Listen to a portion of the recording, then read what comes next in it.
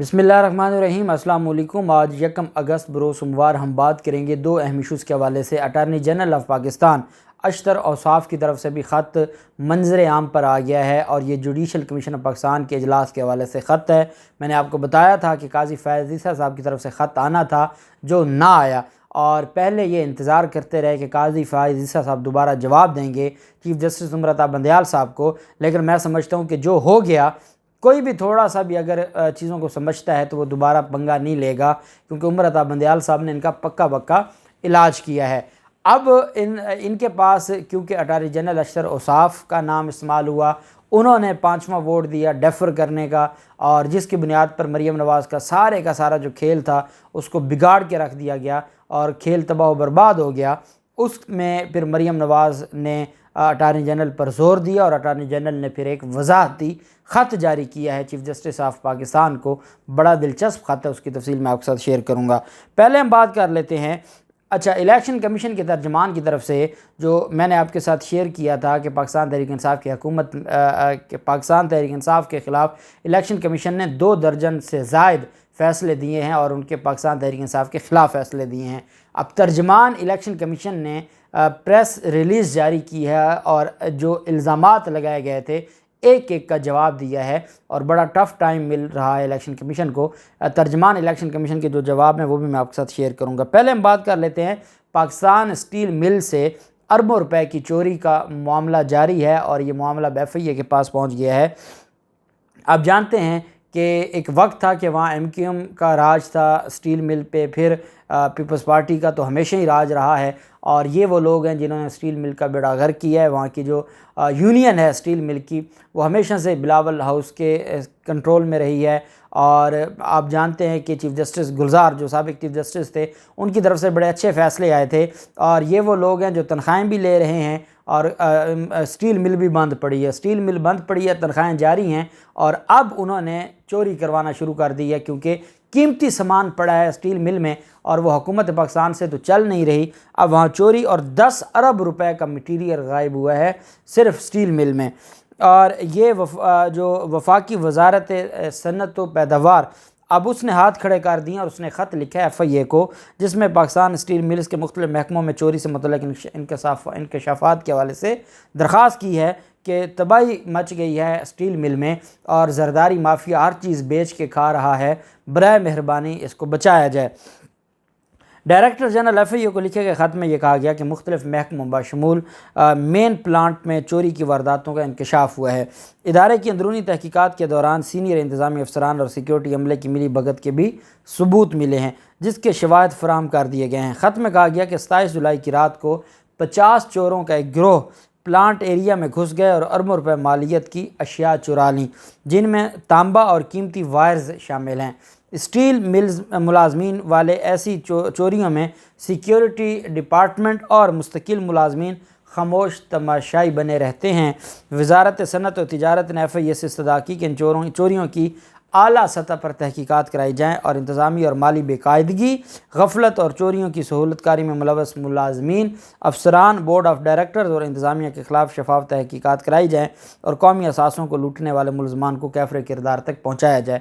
मैं इनसे सवाल करता हूँ कि जब आप ये इंक्वायरी करेंगे और FIA इंक्वायरी करेगा और इस चोरी का खुरा जाएगा बिलावल हाउस में, फिर मुझे बताएं कि आप कैसे कार्रवाई करेंगे और आपकी फिर उस इंक्वायरी का क्या फ़ायदा, उस इन्वेस्टिगेशन का क्या फ़ायदा, जब आप बड़े चोर के घर पहुंचेंगे और वहां जाके आपकी FIA भी लेट जाती है और वहां पर तो बड़े बड़े इदारे लेट जाते हैं, तो फिर वहां क्या फ़ायदा आपको इस सारे तमाशे का। हकीकत जो मैं आपको बताना चाहता हूँ, इस इंक्वायरी से तो कुछ नहीं होगा। हकीकत ये है कि अरबों रुपए का, तो ये ख़ुद 10 अरब रुपए की चोरी का कह रहे हैं। आप अंदाज़ा लगाएं कि पाकिस्तान जब इस वक्त इन हालात में है कि जो हमारा डेफिसिट की तरफ हम जा रहे हैं, अल्लाह ना करे, और हमारे मुल्क में जो हमारे असासे हैं 10 अरब रुपए की चोरी, तो ये बता रहे हैं पता नहीं कितने अरब रुपए की अब तक चोरी हो गई होगी। एक इदारा है और उसमें इतनी बड़ी चोरी हो रही है और वहाँ पर आम मुलाजमीन ये काम कर रहे हैं, तो फिर बताया जाए कि ये कैसे मुल्क चला रहे हैं और इनसे अगर हुकूमत नहीं चलती तो खुदा के लिए आप इन मामलात को छोड़ दें। और एक और बात मैं आपको बता दूं, पाकिस्तान तहरीक इंसाफ की हुकूमत में भी स्टील मिल पर वो तवज्जो नहीं दी गई, और जो 3-4 पाकिस्तान तहरीक इंसाफ के रहनुमा थे कराची से, जिन्होंने कराची के लोगों के मसाइल हल करने थे, वो इस्लामाबाद वज़ीर बन गए, वो इस्लामाबाद बैठ गए और वो इस्लामाबाद बैठ में सारे मामलात देखते रहे। कोई शिपिंग का वज़ीर बन गया, वो वहाँ अपने मामलात को देखता रहा और जो चीज़ें वहाँ पर चलती हैं वही चलाता रहा। लेकिन कराची के लोगों ने जो पाकिस्तान तहरीक इंसाफ को मैंडेट दिया था वो हक़ अदा नहीं किया गया, और इमरान खान को इन चीज़ों का अंदाज़ा है और यही वजह है कि वो अब ख़ुद जाके सिंध बैठना चाहते हैं और इन सारे मामलात को देखना चाहते हैं। मेरे ख़्याल में जो आपको स्ट्रेंथन करना होगा हुकूमत और अपनी पार्टी को, पार्टी के जो लोग हैं वो अगर अपने शहरों में बैठे हैं और अपने शहरों में बैठकर वो उसको मजबूत करते हैं तो वो पाकिस्तान तहरीक इंसाफ की एक लॉन्ग टर्म आप समझ लें एसेट है। और बाकी जो वजारतें ये सारी चीज़ें तो चलती रहती हैं।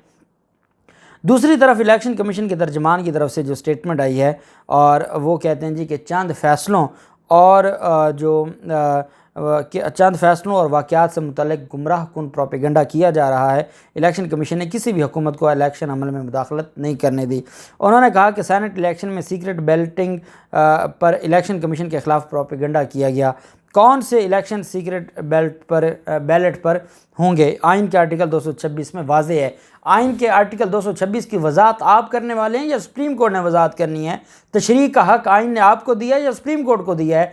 सुप्रीम कोर्ट आइन के आर्टिकल 226 की तशरीह करते हुए सदारती रेफरेंस में ये कह रही है कि जो सेनेट का इलेक्शन है उसको आप कोई ऐसा बनाएं कि निशानदेही हो सके और पता चल सके किसका वोट है, और ये सुप्रीम कोर्ट आपको फ़ैसला दे रही है और आप उस पर अमल दरामद नहीं करके कौम को बेवकूफ़ बनाते हैं और आप कहते हैं कि जी 226 आइन के आर्टिकल में लिखा है कि सीक्रेट बैलेट में होगा तो हम सीक्रेट बैलेट में करवाएंगे। आप कौन होते हैं आइन की तशरीह करने वाले? तर्जमान इलेक्शन कमीशन की क्या औकात है कि वो आइन की तशरीह करे? आइन की तशरीह वही है जो सुप्रीम कोर्ट ने कर दी है। सुप्रीम कोर्ट ने सदारती रेफरेंस में जो इमरान खान ने भेजा था उसमें यह कहा कि सेनेट का जो इलेक्शन है उसमें जो वोट हैं उसको इस काबिल बनाया जाए कि उसकी निशानदेही हो सके या उसका पता चल सके, ताकि ये जो ख़रीद व फ़रोख्त है ये ख़त्म हो सके। और उसमें मॉडर्न टेक्नोलॉजी इस्तेमाल करने का भी कहा था। और बेशर्मी देखें कि आज कह रहे हैं कि आर्टिकल 226 में जो तरीका है सीक्रेट बैलेट का वो उसी के मुताबिक होंगे। क्या इलेक्शन आइन की खिलाफ वर्जी का मर्तकिब हो सकता है? अब आप अंदाज़ा लगाएं, फिर मैं अभी इनको क्या कहूँ। तर्जमान इलेक्शन कमीशन ने कहा कि यूसुफ रज़ा गिलानी का नोटिफिकेशन रोकने से भी इनकार पर प्रोपेगेंडा किया गया। कौमी असम्बली में वोटिंग के बाद जब नताइज आ गए तो गिलानी को नोटिफाई क्यों ना किया जाता। मखसूस नशिस्तों पर नोटिफिकेशन इनको करते हुए मौत पड़ती थी। गिलानी का कहते क्यों ना हम नोटिफाई करते। किसी भी जीतने वाले उम्मीदवार का नोटिफिकेशन रोकने का कानूनी जवाज़ बताया जाए। अली मूसा गिलानी के ख़िलाफ़ कार्रवाई के मामले पर भी प्रोपेगेंडा किया गया और डस्का इलेक्शन में भी खुली धांधली की गई। इसकी मिसाल नहीं मिलती। जो कुछ सिंध में हुआ है बल्दियाती इलेक्शंस में वो खुली धांधली नहीं है, डस्का में खुली धांधली, क्योंकि नून लीग कहती थी कि खुली धांधली है। फिर वो कहानी आगे कहते हैं जी कि 80% कामयाब उम्मीदवार हुकूमती पार्टी से नहीं थे। ज़मीनी इंतखाब में जो 80% कामयाब उम्मीदवार हुकूमती पार्टी से नहीं थे। इलेक्शन कमीशन ने किसी भी हुकूमत वक्त को इलेक्शन अमल में मुदाखलत से नहीं रोका। और सिर्फ फिर EVM के हवाले से कहा जी कि भारत और ब्राज़ील में EVM के ऊपर काम चल रहा है, तो उनको 20 से 22 साल लगे तो हमें भी 20 से 22 साल लगेंगे। आप तो मेरे ख्याल में जो आपकी हरकतें हैं आपने तो 50 साल में भी EVM नहीं आने देनी, तो अगर उनको 20-22 साल लगे तो आपने भी 20-22 साल लगाने हैं। उनकी आबादी देखें भारत की और अपनी आबादी देखें और आप कौम को बेवकूफ़ बनाते हैं और आप अरबों रुपए का फ़ंड खा जाते हैं और कहते हैं जी कि 20-22 साल उनको लगे तो हमें भी लगेंगे। साथ कहते हैं जी कि EVM का सिस्टम ब्राज़ील के सफ़ीर ने कहा था कि 2023 के इलेक्शन में अगर वो इस्तेमाल हो गया तो मुआवजा होगा। फिर आगे उन्होंने अपनी जो तारीफ़ें हैं इलेक्शन कमीशन की वो की हैं और ये इनका असल चेहरा है इलेक्शन कमीशन का और इसके बारे में, और इंशाल्लाह इसके दिन थोड़े हैं। अटार्नी जनरल साहब की तरफ से जो मौक़िफ़ अब सामने आया है, आडियो में तो अटार्नी जनरल साहब ने डेफर करने का कहा, लेकिन क्योंकि प्रेशर था, फिर मरियम नवाज़ ग्रुप का सारा प्रोपेगेंडा ख़त्म हो रहा था, अब उनकी तरफ से एक जारी किया गया है और उसमें यह कहा गया है कि जस्टिस काजी फैज़ ईसा और जस्टिस तारिक मसूद की जानिब से पेश किए गए ख़यालात की मैं हमायत करता हूँ। अब आप ख़ुद अंदाज़ा लगाएं कि उन दो जजेस की गलत बयानी को अब सपोर्ट करने के लिए अटार्नी जनरल साहब को मैदान में आना पड़ा, क्योंकि अटार्नी जनरल साहब की ऑडियो से ही उनकी जो गलत बयानी थी वो गलत बयानी साबित हुई। उन्होंने कहा कि इजलास मुलतवी करने पर रजामंदी ज़ाहिर की, क्योंकि उनका ख्याल है कि ऐसी तैनातियों पर गौर करने से पहले उनके लिए मतलूबा मेयार वज़ा किया जाना चाहिए। अटार्नी जनरल की जानिब से कहा गया कि वो जस्टिस तारिक मसूद के पेश करदा मौक़िफ़ से वाज़ेह तौर पर मुतफ़िक़ हैं। काजी फ़ाज़िसा की जानिब से इजलास की कार्रवाई के हवाले से पेश करदा नुकात नज़र की हमायत करते हुए कहा, काश ये इजलास खुश असलूबी और गैर मुबहम नताइज के साथ इख्तिताम पजीर होता, जिसमें काजी फ़ाज़िसा को अपने रिमार्क्स मुकम्मल करने का मौका मिलता। साथ उनकी तरफ से कहा गया कि दीगर जुडिशल कमीशन ऑफ पाकिस्तान के दीगर अरकान और मीडिया को भेजे गए ख़त में अशतर औसाफ ने कहा कि उन्होंने चीफ जस्टिस ऑफ पाकिस्तान की जानिब से तरक्की के लिए तजवीज़ करदा नामों के मेरिट पर तबसरा करने से गुरेज़ किया। ताहम उन्होंने वाज़ेह किया कि सुप्रीम कोर्ट में तरक्की के लिए इस्लामाबाद हाई कोर्ट के चीफ जस्टिस अतर मिनल्ला साहब का नाम काबिल गौर है। उन्होंने इजलास में यह मौक़िफ़ किया कि उम्मीदवारों का नाम मुस्तरद करने या तस्दीक करने का अमल पहले से तयशुदा असूलों के तहत वज़ा किया जाना चाहिए और किसी भी नए उम्मीदवार के डाटा का अच्छी तरह से जायज़ा लेना चाहिए। अटार्नी जनरल ने लिखा कि ये वो अहम वजह थी जिसके सबब मैंने मशवरा दिया कि इस तरह के मेयार की मंजूरी तक इजलास को मौखर किया जाए। अब क्योंकि वो अपनी बात से मुकर तो सकते नहीं थे, मौखर करने को भी दोबारा वो जो है वो उसके ऊपर ज़ोर दे रहे हैं और साथ वो कहते हैं कि काजी फ़ाज़िसा साहब और जस्टिस तारिक मसूद साहब ने जो फरमाया वो बड़ा हक फरमाया है और वो बिल्कुल ठीक था। साथ उन्होंने कहा कि सुप्रीम कोर्ट ऑफ पाकिस्तान में कोई भी तैनाती एक मुक़द्दस अमानत है जो जुडिशल कमीशन के अरकान के पास है। इस इत्मीनान को पूरा करने के लिए अरकान को एक दूसरे को अपने ख्यालात का मुकम्मल और बिला रोक टोक इजहार का मुतहम्मिल होना चाहिए।